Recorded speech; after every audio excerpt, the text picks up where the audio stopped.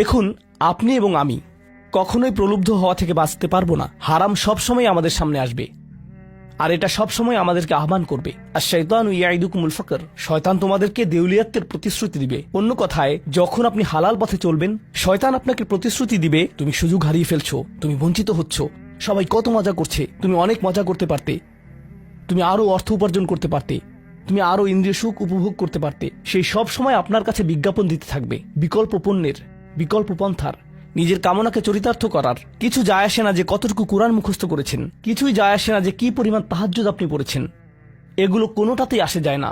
শয়তান থামবে না। দিন শেষে আপনি তো একজন মানুষই। দিন শেষে কামনা বাসনাগুলো আপনার মাঝে থাকবে, আর শয়তান থামবে না, সে আপনার পেছনে লেগেই থাকবে। শয়তানের একটা কৌশল আল্লাহ বর্ণনা করেছেন। তার মনস্তাত্ত্বিক কৌশলটি হল যায়্যানা লাহুমুশ শাইতানু আমালাহুম। শয়তান তাদের কাজগুলোকে তাদের কাছে আকর্ষণীয় করে দেয়। শয়তান আপনার কাছে আসবে, আপনাকে প্রলুব্ধ করবে। তখন আপনি বলবেন, হ্যাঁ এটা খারাপ, কিন্তু আমি তো অনেক ভালো কাজও করি।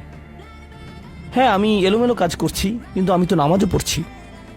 আর আমি তো কাফেরও না, তো সমস্যার কিছু নেই। আর এইবার করেই আমি থেমে যাব। এমন না যে আমি এটা করতেই থাকবো, শুধু একবারই করব।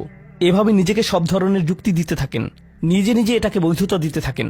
আপনার চিন্তায় এটা এখন আর অতটা খারাপ না। আর তারপর যখন এমন মানুষ চারপাশে থাকেন যাদেরকে বলেন যে এটা তো খারাপ, আর তারপর যখন এমন মানুষের চারপাশে থাকেন যাদেরকে বলেন যে এটা তো খারাপ, তারাও আপনাকে বলে, না ভাই কাম অন, এটা অতটা খারাপ না, থামো তো, এরকম কথা বলো না, না আল্লাহ ওইরকম না, আল্লাহ তোমাকে শাস্তি দিবেন না, কেন এরকম হতাশাজনক কথা বলছো, তুমি অতিরিক্ত চিন্তা করো। আপনি তা শুনেন, আর এটা আপনাকে প্রভাবিত করতে শুরু করে।